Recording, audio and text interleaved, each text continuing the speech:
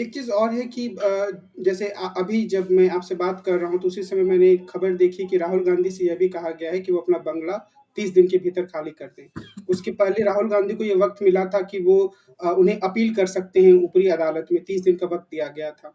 लेकिन उसके बावजूद 24 घंटे के भीतर उनकी सदस्यता खत्म करने का नोटिस आ गया। तो इस पूरे मसले में कहीं ऐसा नहीं लगता है कि भारतीय जनता पार्टी थोड़ी ज़्यादा जल्दबाज़ी दिखा रही है? और कई सारे लोग यह मान भी रहे हैं कि शायद इससे राहुल गांधी को थोड़ी हमदर्दी मिल सकती है।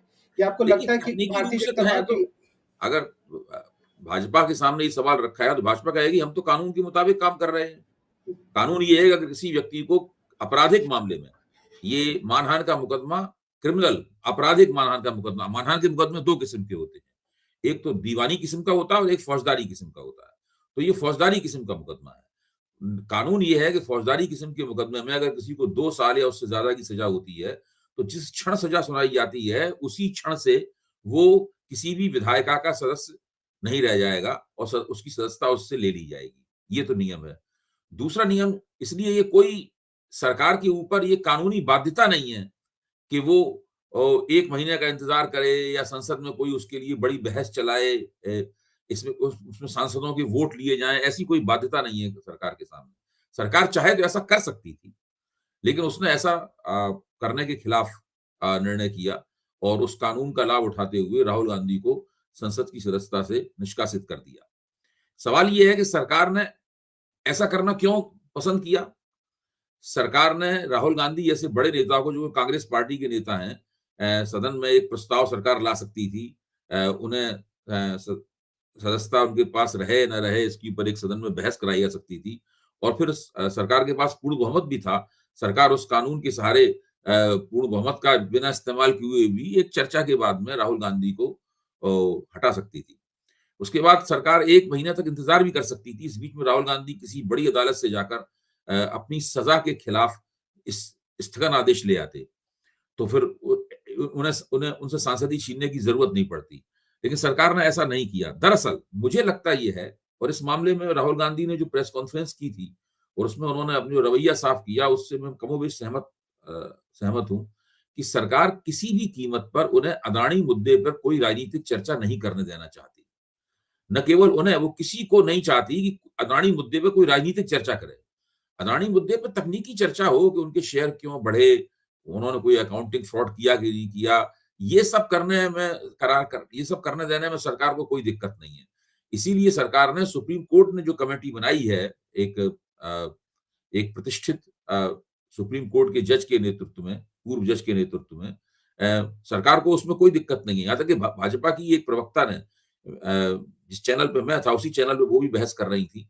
उन्होंने साफ तौर पे कहा कि सुप्रीम कोर्ट की जो कमेटी बनी है उसमें ज्यादातर लोग वो हैं जो भाजपा के आलोचक हैं या भाजपा के स्पष्ट रूप से विरोधी हैं।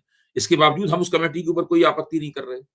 तो फिर जेपीसी बनाने की मांग क्यों की जा रही है? संयुक्त संसदीय बनाने की मांग क्यों, समिति बनाने की मांग क्यों की जा रही है? तो जो भाजपा की प्रवक्ता का तर्क था, वो बेतुका तर्क है, क्योंकि यही भाजपा जब 2G घोटाला चल रहा था मनमोहन सिंह के प्रधानमंत्रित्व के जमाने में, तो सुप्रीम कोर्ट की कमेटी 2G घोटाले की जांच भी कर रही थी और साथ में विपक्ष संयुक्त संसदीय समिति बनाने की मांग भी कर रहा था। उस वक्त भाजपा भी उसके उसके साथ शामिल थी और कांग्रेस की तमाम कोशिशों के बावजूद कि संयुक्त संसदीय समिति न बन पाए, जेपीसी बनी। और आज तक का रिकॉर्ड है, जिस सरकार में किसी भी मसले में अगर कोई जेपीसी बनी हो, भले ही उस सरकार के खिलाफ रिपोर्ट दी हो या न दी हो, वो सरकार अगला चुनाव हार गई। ये भारत में पिछले चुनावों का रिकॉर्ड है।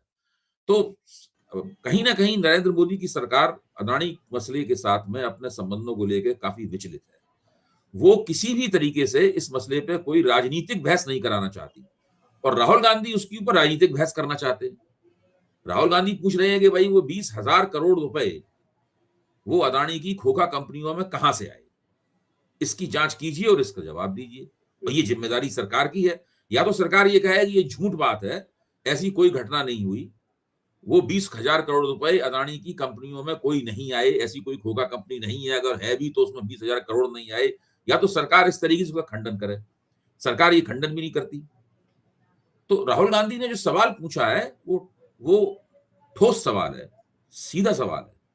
और जिस भाषण में उन्होंने ये सवाल पूछा था, उस भाषण को सदन की कार्रवाई से हटा दिया गया है और उसके बाद से राहुल गांधी को बोलने ही नहीं दिया गया। और अदानी के मसले पर सरकार ने कोई बयान भी जारी नहीं किया। इतने बार सरकार से सवाल पूछा गया, पूरे देश में हंगामा है कि सरकार ने आज तक संसद के पटल पर, सदन के पटल पर अपना कोई भी आधिकारिक वक्तव्य इस प्रश्न पर नहीं रखा है।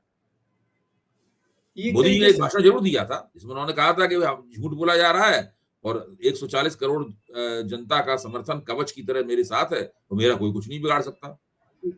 लेकिन ये इतनी जबरदस्त दावेदारी की उन्हें जरूरत नहीं थी कोई। उन्हें सीधे सीधे सरकार, उन्हें नहीं, किसी एक मंत्री को खड़े होकर बताना चाहिए था कि ये 20,000 करोड़ रुपए अदानी की खोखा कंपनियों में कैसे आया। राहुल गांधी ने यह भी कहा है कि अदानी जिस तरह का व्यवसाय करते हैं वो इंफ्रास्ट्रक्चर का व्यवसाय है, वो बड़ी बड़ी गोदी, एयरपोर्ट वगैरह वगैरह, खनन, इन तरह का व्यवसाय करते हैं। तो इस तरह का धन जनरेट करना उनके लिए बहुत मुश्किल है, वो नहीं कर सकते इस तरह का धन जनरेट। तो किसी न किसी अन्य जगह से ये पैसा आया है। ये पैसा कहां से आया है 20,000 करोड़ रुपए, ये राहुल गांधी का सवाल है। इसके पीछे कोई चीनी नागरिक भी है, उसका नाम क्यों छुपाया जा रहा है? तो ये सारे सवाल वो पेश कर रहे हैं। ये उन्होंने सवाल तो पेश कर ही दिए, प्रेस कॉन्फ्रेंस में कह दिए। तो आप कितना भी उसको छिपाएं, लेकिन अब तो ये सार्वजनिक जीवन में, पब्लिक डोमेन में ये सारी बातें आ गई। तो सरकार इन बातों पर ना बहस करना चाहती है, ना कोई जवाब देना चाहती है। और वो पहले तो पीठासीन अधिकारियों की मदद से अपने सांसदों द्वारा हंगामा करवा के सदन की कार्रवाई ठप करके राहुल गांधी को नहीं बोलने दिया गया। उसके बाद में ये जो निचली अदालत का फैसला आ गया जिसमें उन्हें मानहानि के फौजदारी मुकदमे में अधिकतम सजा दी गई है। मतलब सजा अधिकतम 2 साल की है, उसके अंदर वो जुर्माना है। इससे ज्यादा सजा अगर मजिस्ट्रेट देना चाहता तो नहीं दे सकता था। तो अधिकतम सजा इस मसले में दी गई है। और जैसे इस मसले में सजा दी गई, सारी कार्रवाई राहुल गांधी के खिलाफ, जितनी अधिकतम कार्रवाई हो सकती थी, अधिकतम सजा और उसके बाद अधिकतम कार्रवाई, वो राहुल गांधी के ऊपर की गई। लेकिन मैं ये दाद दूंगा उनकी, जब उनसे प्रेस कॉन्फ्रेंस में विपक्ष पत्रकार लोग लगातार सवाल पूछ रहे थे, तो वो अपनी बात से, अपनी टेक से नहीं हटे। वो लगातार कहते रहे मैं सांसद रहूं या रहूं, इससे कोई खास फर्क नहीं पड़ता है। सवाल ये है कि ये मेरे साथ इसलिए हो रहा है क्योंकि मैंने ये सवाल पूछा था। जब से मैंने ये सवाल पूछा है तब से ना मुझे बोलने दिया जा रहा है सदन में, जो मैंने बोला था उसको हटा दिया गया है। और मैंने पीठासीन अधिकारी को और स्पीकर सर को 2 चिट्ठियां लिखी, मेरी चिट्ठियों का जवाब नहीं दिया गया। फिर मैं उनके कक्ष में उनसे मिलने गया, मैंने उनसे कहा कि मुझे बोलने का मौका दीजिए। मेरे ऊपर आरोप लगाए गए हैं कि मैंने विदेशी मदद की मांग की है, तो मुझे अधिकार है सफाई देने का। लेकिन पीठासीन अधिकारी इस पर मुस्कुरा दिए और बोले ये तो मैं नहीं कर सकता। राहुल गांधी ने प्रेस कॉन्फ्रेंस में बताया और उसके बाद वो राहुल गांधी को वहां से चला आना पड़ा। अब तो सदन के सदस्य नहीं रह गए। तो ये पूरा घटनाक्रम है। इस घटनाक्रम पे कोई भी निष्पक्ष व्यक्ति जरा भी गौर करेगा तो वो ये कहेगा कि राहुल गांधी जैसे भी व्यक्ति रहे हो, जैसे भी नेता हो, इस मामले में उनके साथ न्याय नहीं हुआ है और संसदीय लोकतंत्र की जो मर्यादाएं हैं उनका इसमें पालन नहीं हुआ है। ये सब लोगों के सामने बिल्कुल साफ है। यानी सरकार ने नाइंसाफी की है, जमीन बन चुकी है। अब इस जमीन के ऊपर विपक्ष को खड़े होकर जनता को यह समझाना है, जो वो प्रेस कॉन्फ्रेंसेस के जरिए कह रहा है, सदन में कहने की कोशिश कर रहा है। ये समझाना है कि अदानी मुद्दा केवल स्टॉक मार्केट की एक तकनीकी घटना नहीं है। ऐसा नहीं है कि अदानी मुद्दा स्टॉक मार्केट में की गई एक गड़बड़ी मात्र है। ये उससे कहीं बड़ी चीज है। वो बड़ी चीज क्या है, कैसे ये मौजूदा सत्तारूढ़ दल से जुड़ती है, कैसे ये वर्तमान प्रधानमंत्री से जुड़ती है, कैसे ये मौजूदा सरकार से जुड़ती है, और कैसे ये देश के आम लोग हैं जिन्होंने पब्लिक सेक्टर की 3 बड़ी कंपनियों में और अन्य कंपनियों में अपना पैसा लगा रखा है, उस पैसे के ऊपर इस घटना का काला साया है। ये चीज उनको साबित करनी पड़ेगी और सरल भाषा में, आसानी से लोगों की समझ में आ जाए, मध्य वर्ग इस बात को समझ ले। अभी तो लोगों से बात करो, लोग कहते हैं हाँ कुछ अदानी वाला मसला है, कुछ है ऐसा आदमी, ये आदमी कुछ गड़बड़ लग रहा है और ये कुछ बात समझ में नहीं आ रही। अभी लोगों के सामने स्पष्ट नहीं है बात। ये तो इसको स्पष्ट करना और लोगों के दिमाग में ये बात बैठा देना कि ये जो हो रहा है ये गलत है, ये देश का नुकसान है।